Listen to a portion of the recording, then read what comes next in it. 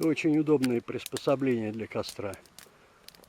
Узнал я его в Сибири, но от своего коллеги, московского охотоведа.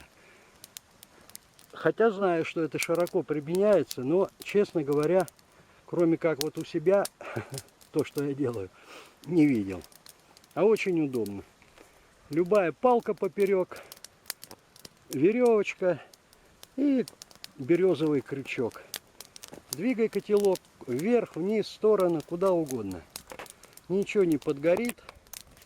И многоразовый оставил. Сам придешь, другой придет. Обычно место выбираешь такое, ну, вода рядом. Так что, кому интересно, смотрите, пользуйтесь. Вот оно, все, вся хитрость.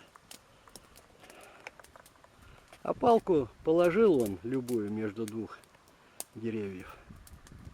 На любой высоте, чтобы ходить вокруг удобно было.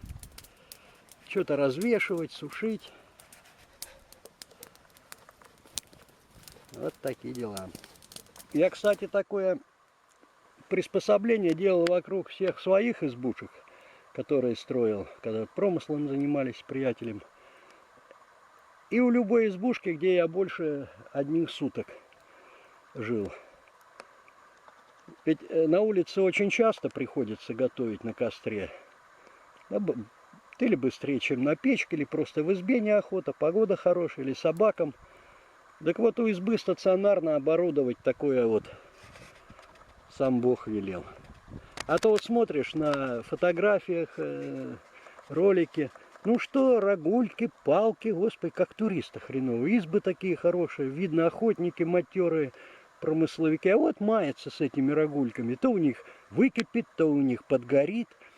Вот. А тут вверх, вниз, в стороны двигай. Ой. Кто не верит, попробуйте.